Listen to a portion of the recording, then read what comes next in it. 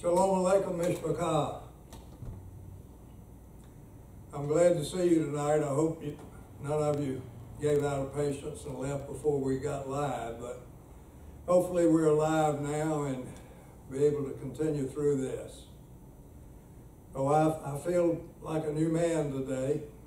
I got my ears lowered, and my ears don't get tickled anymore. So my bushy beard of 6 weeks is trimmed back down to normal. Tonight we're on Matthew lesson 5, the Megillah of Matthew, lesson 5. And we're going to be studying chapter 4, verses 1 through 25. All of our scriptures are from the Tree of Life version of the Bible. We got a fairly long study tonight, so we'll go ahead and get started.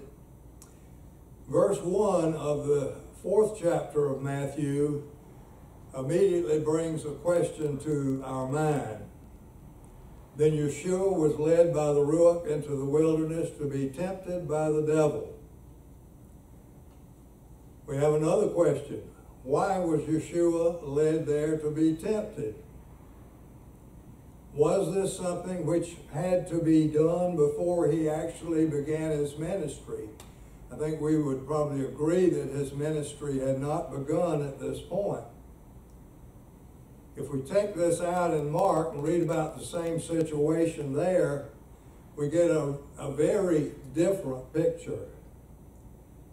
If you combine the last two verses of Matthew chapter 3 with the first verse of chapter 4, this is what we see. After being immersed, Yeshua arose up out of the water, and behold, the heavens were opened to him. And he saw the Ruach Elohim descending like a dove and coming upon him. And behold, a voice from the heavens said, "This is my Son whom I love. With him I am well pleased." And then chapter 4, then Yeshua was led by the Ruach into the wilderness to be tempted by the devil. Now we see essentially the same thing in Mark with one major difference. And there came a voice from the heavens, "You are my Son whom I love. With you I am well pleased." That instant, the Ruach drives him into the wilderness. So that's a big difference. The difference in the two verbs that we see here is a very interesting thing. The Greek verb in Matthew is anekthi, and it comes from the root anago, which means to lead up. But we see something quite different in the book of Mark. The verb is ekbale, from the root ekbalo, and it means to cast out. To cast out in the same way that the demons were cast out. So I believe this wording has significance. Keep this in mind, and we're going to return to it. Well, who is this individual whom Matthew identifies as Diabolos, the devil? I think we all know who he is. We immediately recognize him as the serpent in the Garden of Eden. But he's more than that. Shaul reveals that to us. And even if our good news is veiled, it is veiled to those who are perishing.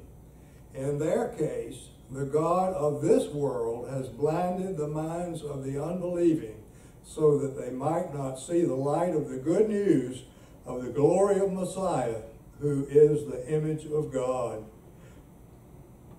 And so what we see is that this individual has, by deception, blinded those who don't believe in Yeshua. Who is he? Shaul says he is the God of this world, or the God of this age.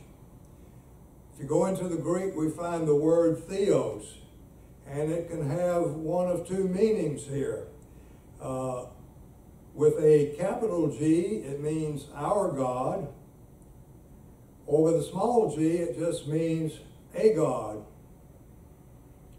But by the context of this sentence, we know that this is Hasatan, the adversary here.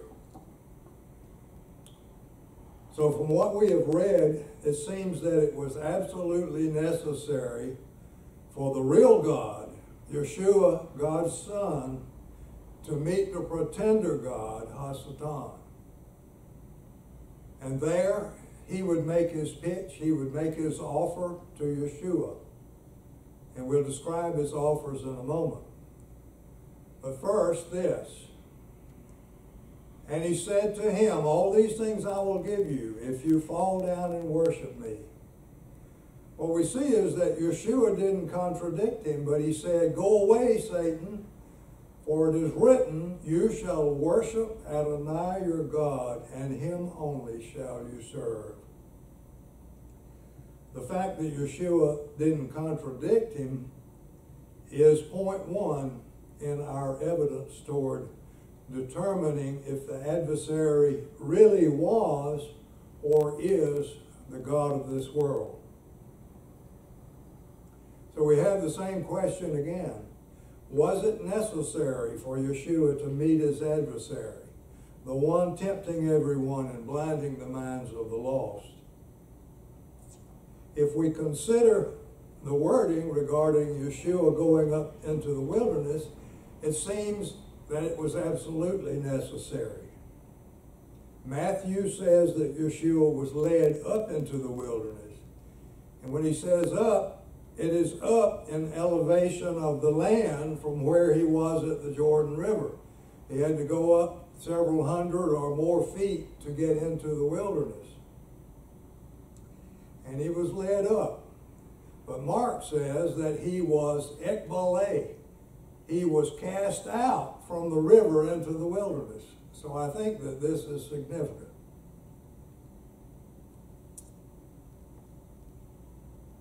After he had fasted for 40 days and 40 nights, he was hungry. We can ask the question, why did Yeshua spend 40 days and nights fasting in the Judean wilderness? If we look at it, his fasting seems to have been separate from his temptation by Hasatan, because he was not tempted until after he had fasted for 40 days. Was Yeshua fasting for 40 days because he had to fulfill the trials of his people Israel in order to be their Mashiach?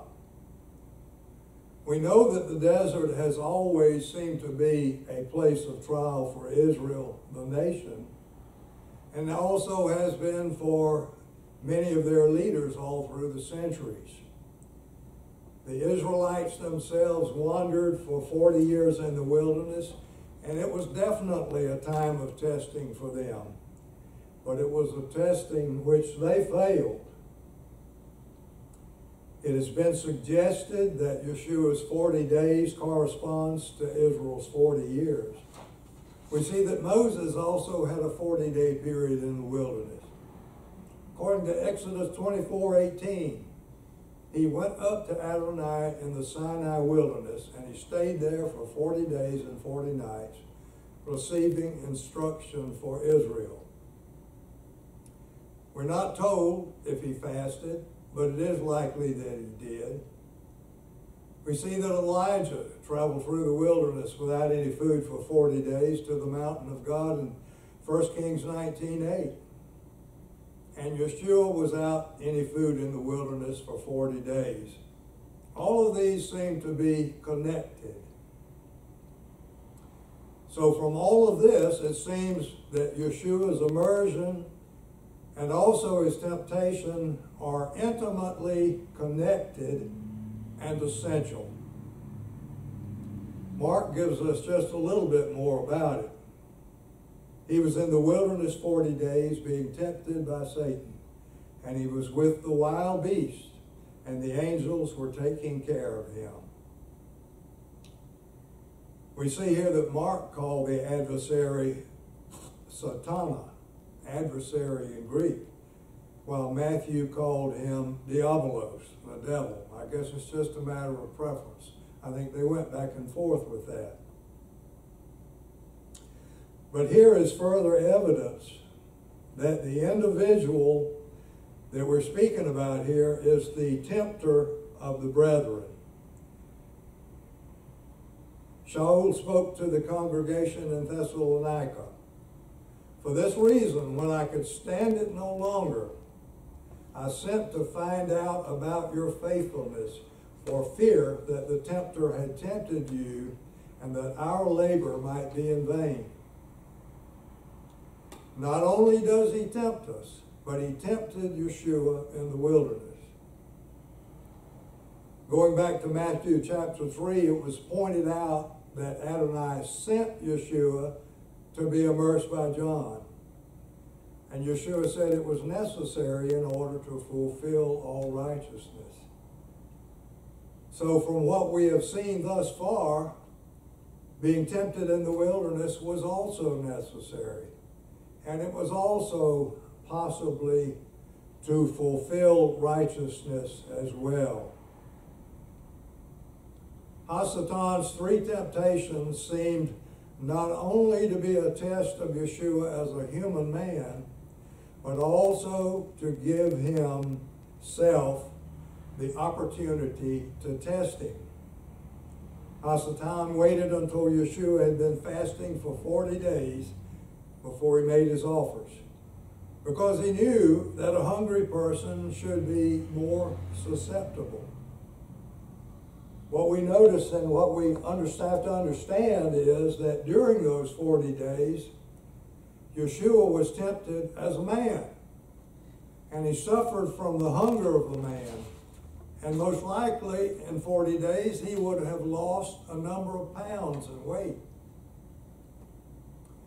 We know that it's possible to fast food for 40 days, and there are many in the United States and around the world who have just concluded a 40-day period of prayer, fasting, and repentance. And they were seeking renewal in the body of Messiah. We didn't fast with them, but spiritually we were with them. We are fasting on Monday of every week. And this continues until Adonai shows us when to stop. And right now there seems to be no end in sight to our weekly fast day. So I encourage all of you to continue to join in with us every Monday in fasting and prayer. But it's not easy to fast 40 days. And after 40 days, Matthew says that Yeshua was hungry. He could not have lived in the desert without water as a human man for 40 days. We know, I think we pretty much all understand that we can only go about 3 days without water, and then we die. But Mark shows us that Yeshua did have some help in that regard. And he was with the wild beasts, and the angels were taking care of him. They weren't feeding him, but apparently they were protecting him from the lions and the bears, which we know to be in the Judean wilderness, and they were also providing him with water. So Yeshua was in the wilderness not to prove that he was divine, not to prove that he was the Son of God, but he was there to undergo the temptations common to man. Then we have another question. Was what happened in the wilderness connected with Hasatan's being cursed by Adonai in the Garden of Eden? Adonai said to him, I will put animosity between you and the woman, between your seed and her seed. He will crush your head and you will crush his heel. My question is, here in the wilderness, was Hasatan remembering this curse that had been placed on him? And was he making a last-ditch attempt to save himself? Well, I think it's possible, but I think that the temptation had much more to do with Yeshua than it had to do with Hasatan. And even though his body was in a weakened state, Yeshua resisted through his human strength of will. And he did this to demonstrate that he suffered every kind of temptation that we might suffer. And he resisted all of them. For we do not have a Kohen Gadol who is unable to sympathize with our weaknesses, but one who has been tempted in all the same ways, yet without sin. Doesn't it make sense that if Yeshua died for all of our sins, that he would face temptation for all of them? Verse 2 in chapter 4 says that Yeshua was hungry. Following that, immediately Hasatan went to him. And when the tempter came to him, he said, if you're a Ben Elohim, tell these stones to become bread. This is the first of 3 temptations. And this one is seeking to take advantage of Yeshua's hunger. Quoting Deuteronomy 8:3, Yeshua replied, it is written, man shall not live by bread alone, but by every word that comes from the mouth of God. I'm going to show you this slide, but I'm not going to read it to you. This is Deuteronomy 8:2 through 3, the place from which Yeshua was just quoting. So in these words, what we see is that Moses was reflecting on what had happened in the wilderness almost 40 years earlier. And he emphasized to Israel not all that they needed. They had to have a relationship with the living God. This is Hasatan's second temptation. Then the devil took him into the holy city and placed him on the highest point of the temple. If you are Ben Elohim, he said, throw yourself down, for it is written, he shall command his angels concerning you, and upon your hands they shall lift you up, so that you may not strike your foot against a stone. What Hasatan said here was a paraphrase of Psalm 91, verse 12. I'm not going to put that up for you. You can look it up. And then Yeshua's answer to him was from Deuteronomy 6:16, when he said, again it is written, you shall not put Adonai your God to the test. And I'm putting up what he was quoting from.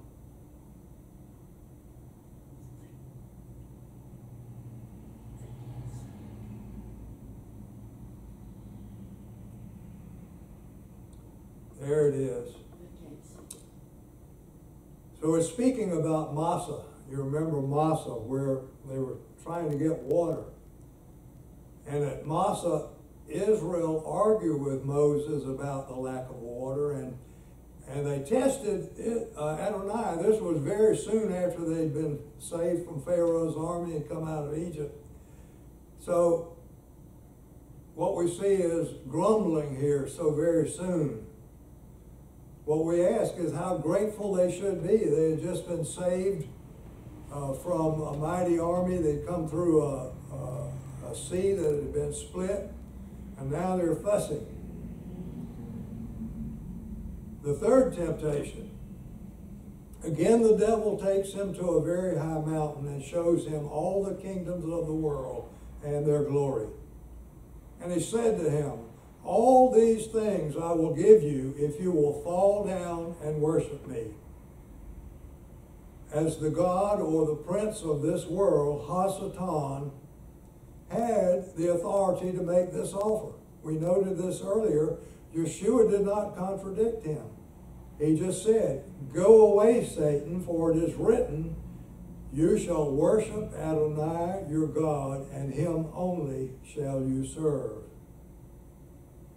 And here Yeshua was quoting from Deuteronomy 6:13. The context here is Adonai's admonishment to Israel to not forget him when they prosper. Don't forget the one who brought you out of Egypt and out of slavery. And then the next verse concludes the temptation. Then the devil leaves him, and behold, angels came and began to take care of him. Everything was over. Hasatan realized that he was not succeed. Yeshua accomplished what he needed to accomplish by facing these temptations, and now the angels fed Yeshua. Several different people, I think it's pretty much widespread as knowledge, but it has been suggested that these three temptations are referred to by John, Yeshua's disciple, in his second letter. Whether or not he's referring to these three things, we don't know, but we can take a look at it. He does refer to three things. He said, for everything in the world, the desire of the flesh, the desire of the eyes, and the boasting of life is not from the Father, but from the world. And when we see from the world, we could probably interpret that as Hasatan. So was Hasatan testing Yeshua to see if he could find any weakness in these three different human traits here, three different human weaknesses in him? As you look at this, it is suggested that the desire of the flesh, or the satisfaction of hunger, is what is called hedonism, or the satisfaction of desires. The adversary here tempted Yeshua with bread. The desire of the eyes is said to be materialism. The desire, lost my place. That is the desire for kingdoms and for wealth. And Hasatan offered him all the kingdoms in the world. The third one, the boasting of life, is said to be egoism. Spectacular power or might, believing that you have it. And Yeshua was offered power, the power to control life or death. Each of us is faced with these temptations. We want to have our wants satisfied. We want to have wealth to some degree, and we want authority. But Yeshua overcame these temptations so that he could forgive us for having these desires excessively. That is, beyond what we should desire.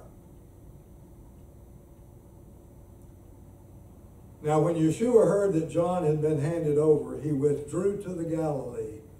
Leaving Nazareth, he came and settled in Capernaum, which is by the sea in the regions of Zebulun and Naphtali.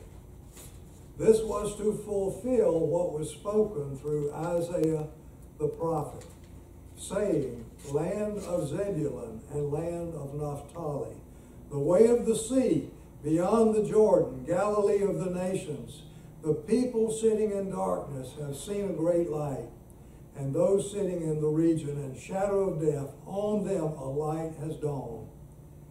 From then on, Yeshua began to proclaim, turn away from your sins, for the kingdom of heaven is near.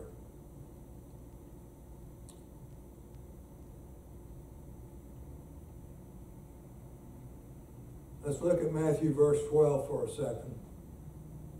Now when Yeshua heard that John had been handed over, he withdrew to the Galilee.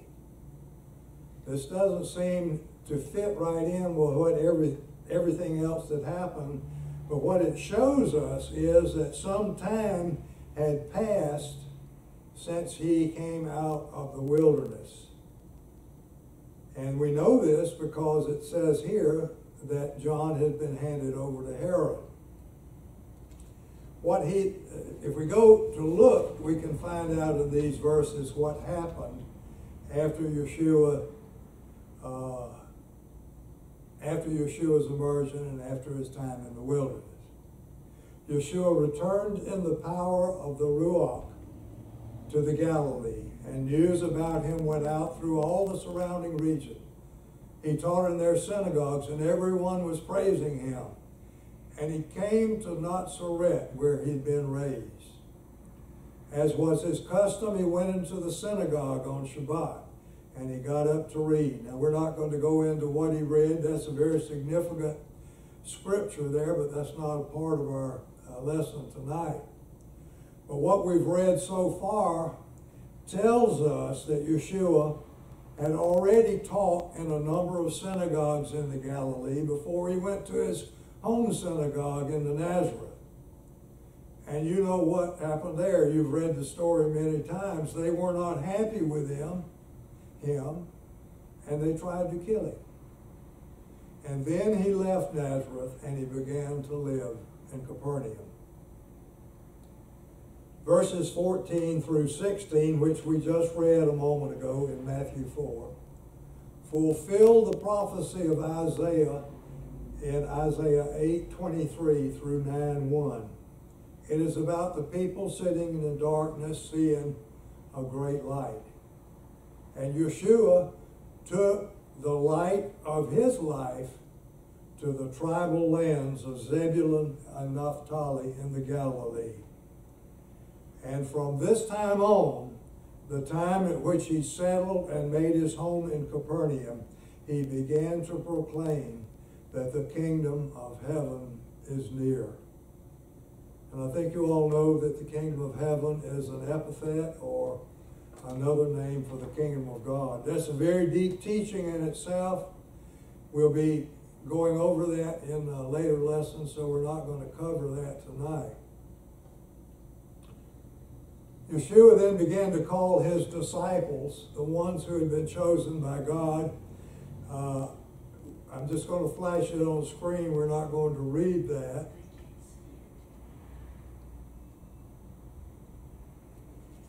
We could go into more detail about these men, but we'll learn more about them later. Then Yeshua was going throughout all the Galilee, teaching in their synagogues and proclaiming the good news of the kingdom, and healing every kind of disease and sickness among the people. News about him spread throughout all Syria, and they brought to him all the sick, those tormented by various diseases and afflictions, those plagued by demons, the epileptics, the paralyzed, and he healed them. And large crowds followed him from the Galilee, the Decapolis, Jerusalem, Judea, and beyond the Jordan. And this is interesting. We don't usually think about it this way, but this tells us that not only was Yeshua healing the Jews, but also the Syrians and also the Greeks who came from the Decapolis. The Decapolis is what is called the 10 towns, and even others who came from the east side of the Jordan River. So we see that word is spread about him, and he healed many kinds of sicknesses, and he cast out demons. We're going to conclude tonight with more about the great demon Hasatan. When we talked about the verb ekbale a little while ago, the verb used by Mark to tell how Yeshua was sent into the wilderness, I said that we would return to it. And we've already said it means to cast out in the same way that demons are cast out. I've never heard anyone say this before. I've never seen it anywhere. But I believe that this word was used here to make a connection with the casting out of the great demon Hasatan. During his last week of life as a human on earth, and just before the Passover, Yeshua made this statement to a crowd who was questioning him. Now is the judgment of this world. Now the prince of this world will be driven out. And as I am lifted up from the earth, I will draw all to myself. Here again we see Hasatan referred to as the prince of this world. Referring to his death on the stake, Yeshua essentially said, now the prince of this world will be judged. But what we see is the word from which driven out, you find driven out in the TLV, these words we've mentioned are very specific. It is ekblithosetai, and it comes from that same root that we spoke about earlier, ekbalo, which means to cast out. So this is what I see here. What we have seen is that Yeshua was cast into the wilderness to be tempted by the one whom he was destined to cast out. And Yeshua said that Hasatan was going to be cast out when he died on the stake. Going back to the wilderness, when Yeshua was there, Hasatan was very correct in stating that he had authority over the kingdoms of the earth. And Yeshua did not contradict him. Hasatan did have dominion over the empires of the world at the time of the temptation. This was a dominion which he'd had for centuries. I don't know how long, long time. But when Yeshua died on the stake, Hasatan's dominion over the empires ended. When Yeshua came to earth to live as a man, to live as the suffering servant Messiah, although it had already been promised and foreseen, he had not yet been given authority over a kingdom. When he was talking to his disciples and to the people of Israel, he said, my kingdom is not of this earth. But when Yeshua died on the stake, and when he ascended to the right hand of the Father, all things were given into his hands. This power he exercised in Messiah when he raised him from the dead and seated him at his right hand in heaven. He is far above any ruler, authority, power, leader, and every name that is named, not only in the Olam Hazeh, but also in the Olam Haba. God placed all things under Messiah's feet and appointed him as head over all things for his community, which is his body, the fullness of him who fills all in all. And this is the reality. Yeshua's kingdom exists right now. Hasatan had a measure of authority until Yeshua went to the stake.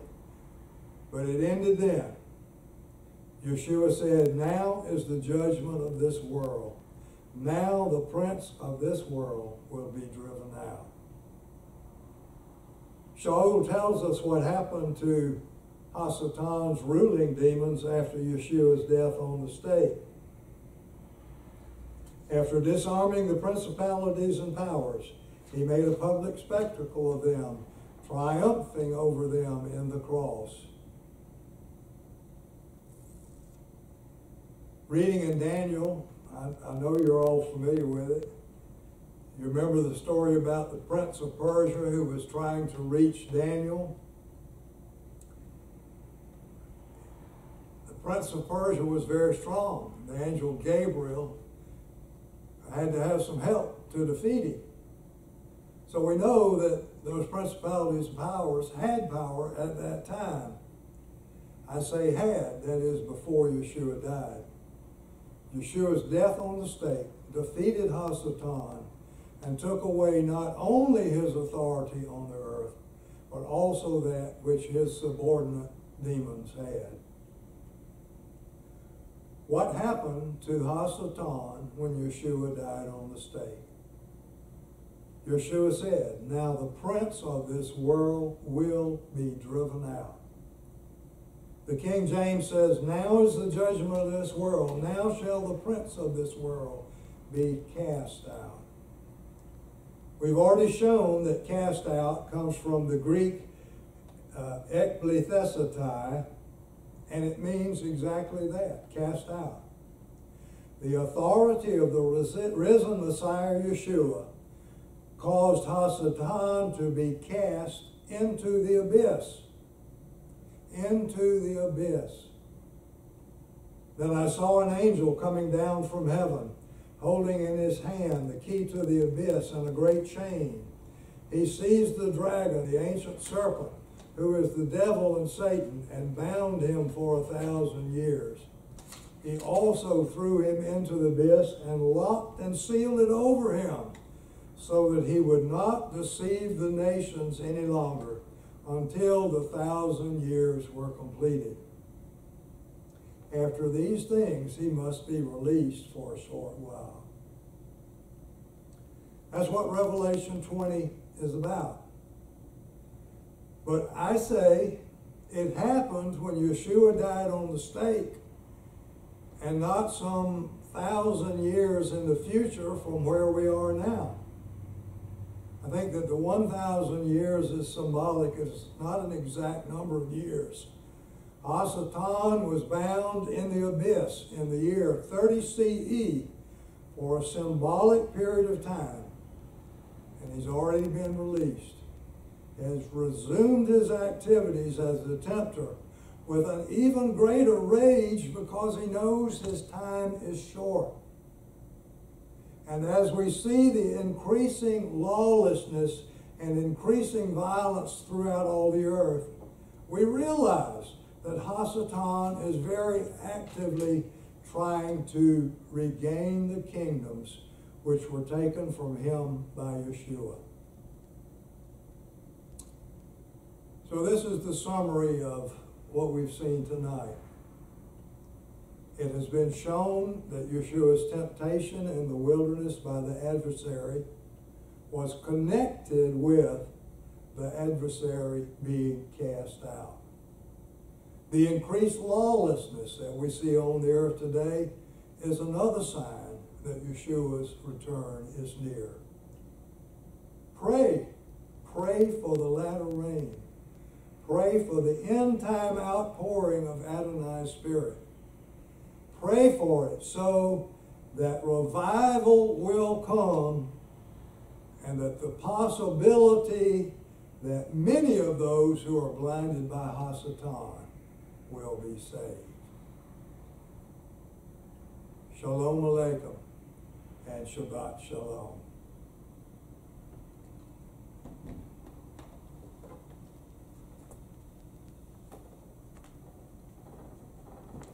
It wasn't Shabbat Shalom. Shalom, Shalom.